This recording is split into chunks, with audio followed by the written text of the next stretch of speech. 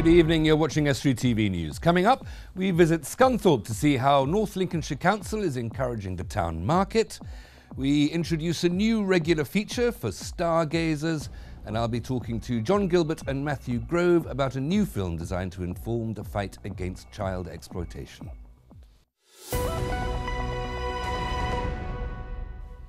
Welcome to Estuary TV News. I'm Hugh Richards. First of all, it's over to Erica Barker for the news headlines.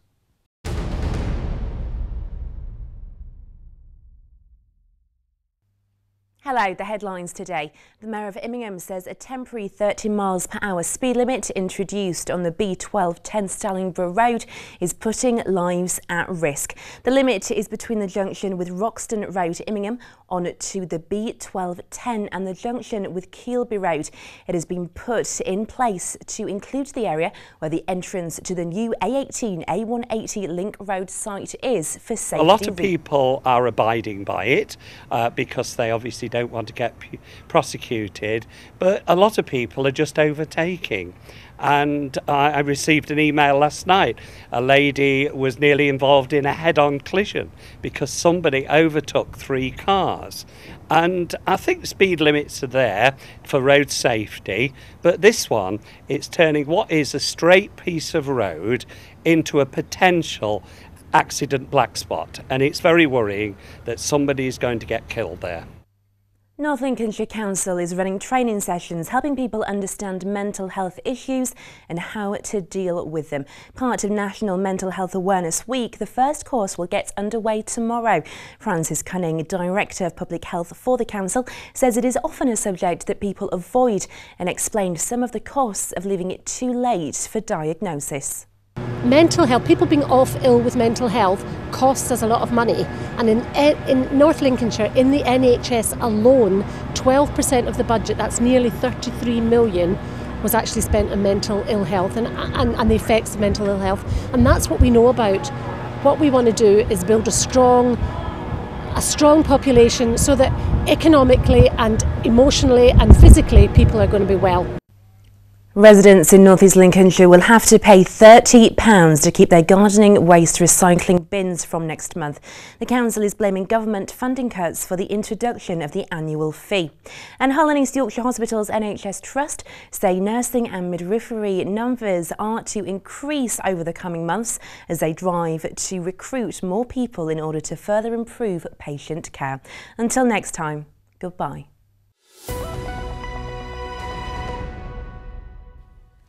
They used to be the centre of the community, but now local markets have been replaced by supermarkets, with national and sometimes international chains. North Lincolnshire Council is fighting back, offering money off to new stall holders at Scunthorpe Local Market, and one stall holder is encouraging everybody to get involved. Richard Morris has more.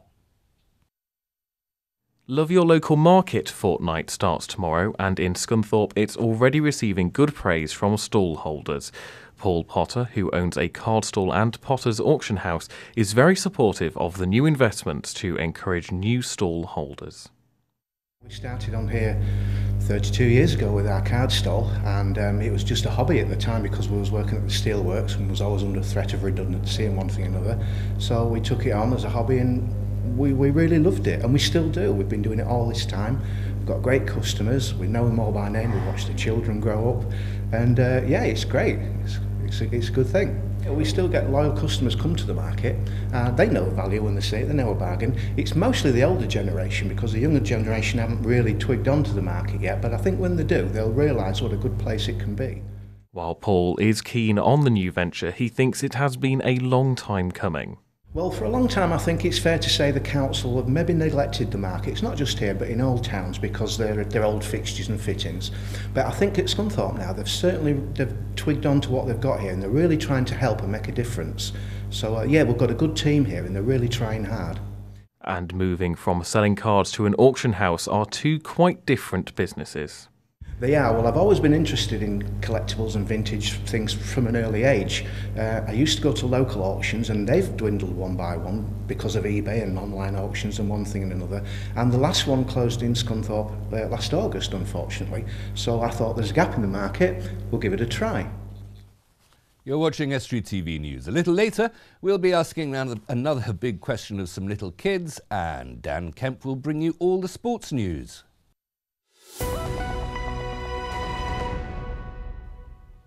I'm joined now by Matthew Grove, Humberside's Police and Crime Commissioner, and John Gilbert of Eskimo Soup Film Productions. Welcome both. Thank you very much for coming in. Hello, Hugh. Matthew, this is a very important film that's being used to try to inform people about the risks of child exploitation. What's your involvement been with this? Well, as a father myself, I've always been absolutely determined to protect my own children. As Police and Crime Commissioner, I carry that determination on to protect all the children of Northern Lincolnshire and East Yorkshire, to protect them from those minority of people who want to prey upon them. There's a wise old African saying that it takes a village to raise a child. What I know is it takes an informed community to protect our children. This film is about giving that information to open the eyes and the ears of the public so they can work together, work with the police, with social services, to make the activities of that minority of paedophiles that want to prey on our children much more difficult. And John, let's get the details of the film. What's the title, and when and where can we see it? Yeah, the title of the film is Jane's Story, and that's essentially what makes up the film. As we go through her story and we kind of understand how the grooming process works and what can be done about it.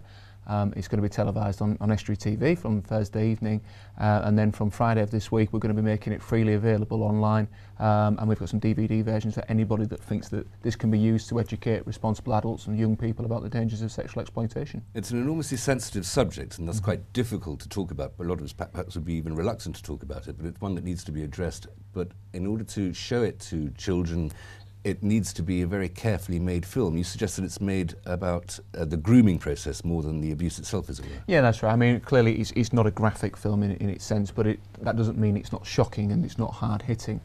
We felt that it was important, really, to educate anybody viewing it how these bad guys operate, basically, the techniques that they use to manipulate young people, and how they put them in a situation where they're broken, they're taken away from their parents and they're taken away from their friends, and they're into a new world where they're being controlled, but often they don't realise they're being controlled, because it can be, as in the case of Jane's Story, quite an exciting new world that you're entering, which gives the perpetrator, in this Sam, all of the power he needs, so that he's got her hooked and she's in love with him, before he really kind of turns the screw and we see his true colours, which are not very good. God, it's murky waters, isn't it?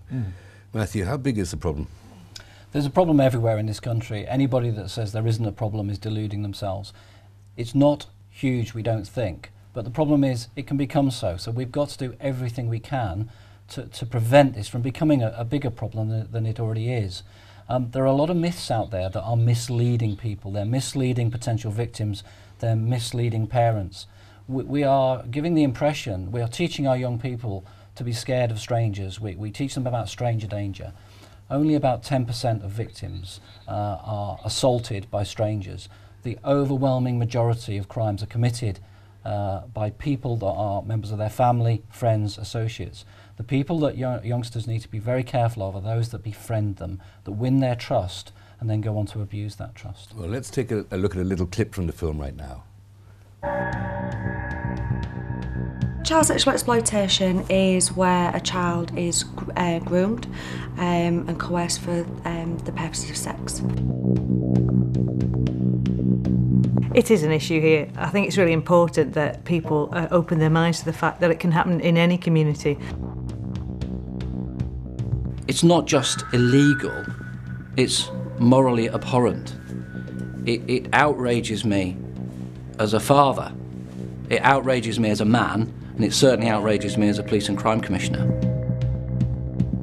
People don't realise actually it's happening in everyday life. It's happening, down their street, and they really need to raise the awareness and be aware of the signs to look out for.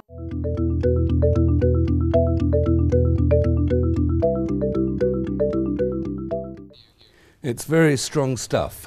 How should we respond to it? What actions should we all be taking to be more alert to this problem? Matthew? I think we simply need to open our eyes, open our ears, and if we see something that we don't think looks right, to actually do something about it, to pick up the phone, and not to report a crime, but to report concerns. You can ring 101, you can ring Crime Stoppers, you can ring the local authority social services. There's a whole range of ways to pass on information. because that information can then be used by the police, by the social services, and it can be turned into intelligence. And that intelligence is what we can use to actually defeat the criminals that are out there that want to abuse our children. So it's not a matter of snooping, as it were, because if there's nothing going wrong, then no harm done. But if there is something going wrong and you don't mention it, then that's where the danger lies. Yeah, we know, for instance, in Rotherham, there was a whole generation of children that have been systematically assaulted and abused. Well, Rotherham's the absolute horror example, isn't it? And it is, and we know there were failings within the police there, and we know there were failings within social services, but there were failings within the community as well. That was happening in plain sight. We cannot allow that ever to happen here, and so I'm determined as Police and Crime Commissioner to tell the public the facts, what they need to be guarding against, so that we can do more to protect our children. I've put in place systems and procedures within the police service itself. I know that we are well structured to do what we need to do to catch and to prosecute paedophiles. Well, but that's not enough. We need more. We'll come back to some more of those things and more about the film in a moment, but please don't go away. Now, for the first in a brand new monthly feature for the news, Dr. Michael Martin Smith of the Hull and East Riding Astronomical Association brings us the sights to see in the night sky this month. Well, good evening, viewers. It's a great pleasure to be on Estuary TV, giving you the first, I hope, of several introductions to the sky at night. I'm planning to show you charts of the night sky, showing you particular constellations, and some of the things you can see by actually looking round with either a telescope or with binoculars. So the main constellation you'll see, if you look out across a field or outside your back door or whichever, if you look due south at about 9:30, the main constellation you will see halfway up the sky is the constellation of Leo, the lion. The reason it's important is that it was one of the signs of the zodiac, pointed out thousands of years ago, and does, to a fair approximation, look a little bit like a lion. You can almost see a lion there. So if we start from Leo, the first thing you'll see, in fact, is a very bright object just below it, which is, by no coincidence, is the moon. You can see, even again with fairly simple equipment, just a straightforward camera, you can see the moon very clearly as a landscape. The Greeks knew full well that the moon was a landscape and not a heavenly and not a god, but it took quite a long time for other people to catch up. And it wasn't really until the age of Galileo that people really looked at the moon and saw features and said to themselves, this is a landscape. Craters, even these three craters, are actually different. They're not all the same.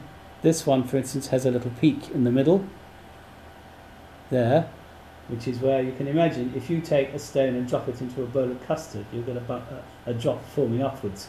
And this is when they're nearly all caused by impacts by heavy bodies like asteroids. The planet Jupiter, which has been very bright in the last few months, and apart from Venus, it's the brightest planet in the sky. Jupiter is a very dynamic and active world. These cloud belts can be seen with small telescopes, but this is the real show. Cassini was launched by NASA and ESA, and it shows incredible amounts of detail. That's considered the finest picture ever taken of Jupiter. But there are other things you can see in the sky apart from planets and constellations. These are deep sky objects. What we're going to see here is something that, with a reasonable sized telescope on a dark night, you can see fairly well as fuzzy patches. They are 3 galaxies, and this is the triplet of galaxies in Leo, and that's a rather nice picture, and you can really see the idea of what a galaxy actually is. They've all got their names. One is, they're called M66, M65 and NGC 3728, which names are of no importance at all unless you really get hooked. But M was a man called Messier who catalogued 100 objects in the 18th century. He gave us the first sort of what you might call a classification basis. Matthew Grove and John Gilbert are still with me. John, who made this film? Well, we made it with a local company called Nova Studios, who are a professional filmmaking company. But we did it in conjunction with Hull College, because we felt it was very important to have a local feel to this, that it reflected a place that could be in Hull or the Humber. So there are certain sites in there. We do go outside of Hull in the filming, but that you think, well, actually this is real, and it could be somewhere I could relate to, because part of the message was it does happen around here.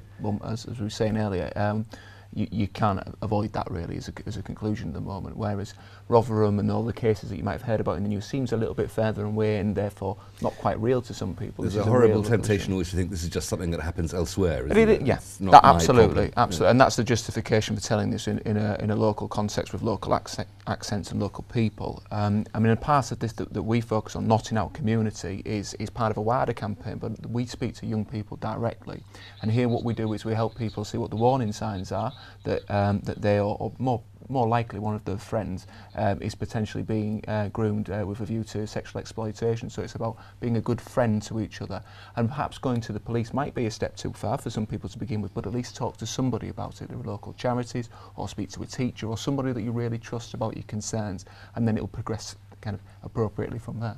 What was the response of your young actors and production staff to making? I mean, it is a harrowing theme, and it must have had some effect on you. You would have thought that it'd be quite. I mean, for instance, when we were looking for actors. I would stand up in a room and explain what we were doing to a group of young people, and you'd think, well, they might think, who's this weird guy coming in? So, but actually, it was a very mature response across the board. Everybody said, well, actually, yeah, we've heard about this. We know what it's about. If we can do something to help them, we'd like to do so. So the film itself, obviously, it doesn't pull any punches. It talks about sexual exploitation, and this is people being forced to have sex. And they know that, and they've explored that without being graphic. People have responded to it very well, and we've been proud to have played their part.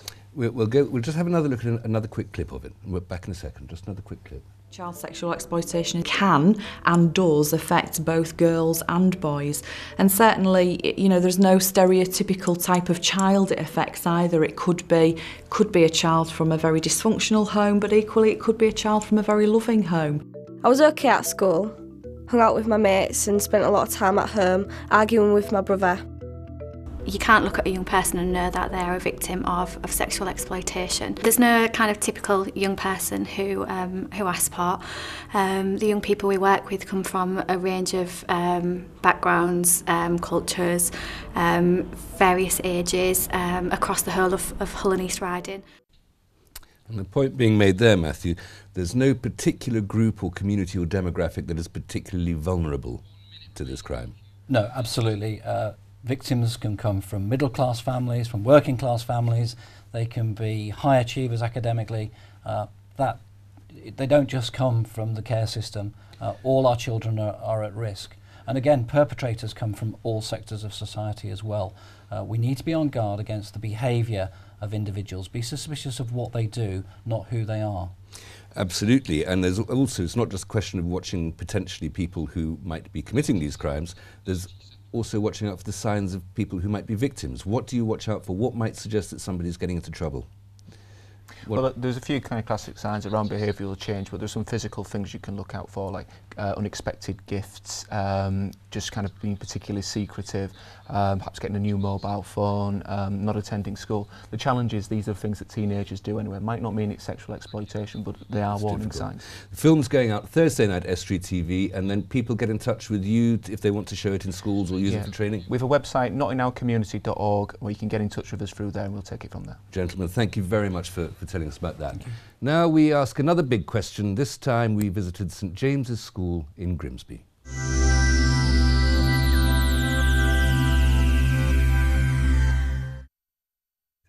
I think we should keep the money for Britain, then get Britain sorted first, and then when we've got enough money for Britain, we should give it away to the countries that have really bad crises, like they have no water and they can't afford medicines to get the children better.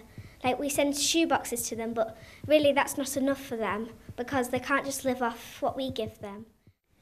Well, if the country really does need it because their crisis is really bad, I think we could give a bit of money away, but if it's not a majorly bad crisis, I think we should keep our own money because we've got quite a lot of people that are struggling with their money in England. I come from India and I've seen people suffer terribly, so I think they should. Britain is a very lucky country compared to Africa and India. For countries like Nepal with the earthquake, I think they should, but instead of just giving it to some random countries, I don't think that's very fair. Well, in a way, yes, because people are struggling terribly hard in countries. But no, because the elections are coming up and no one knows what the parties are going to do with England's money. And many people in England are struggling, but not as much as the people in other countries. So no, because we need to sort ourselves out first, but once we've sorted ourselves out, we can then start giving more to the countries that need it. And now here's the sport with Dan Kemp.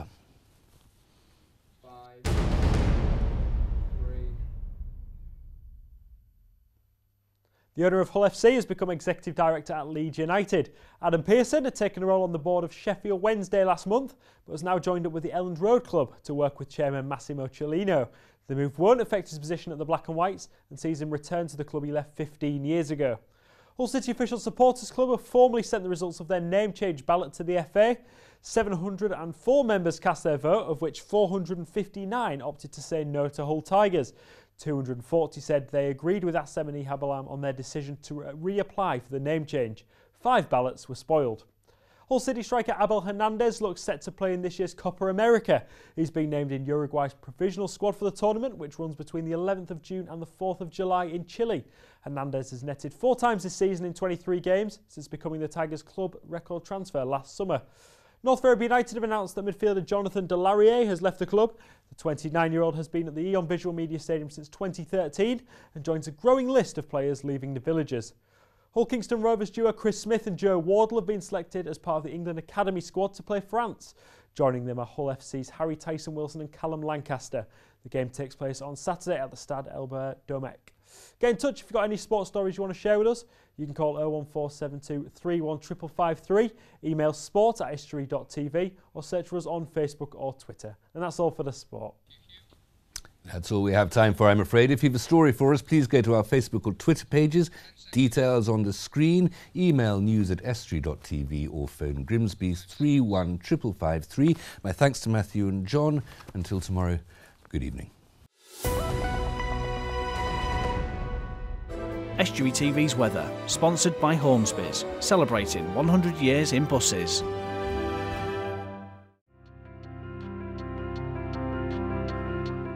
Hello and welcome to Estuary TV's weather.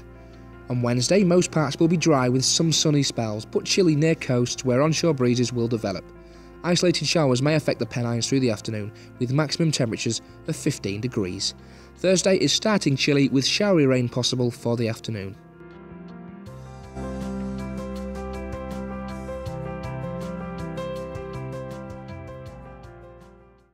Estuary TV's weather, sponsored by Hornsby's, celebrating 100 years in buses.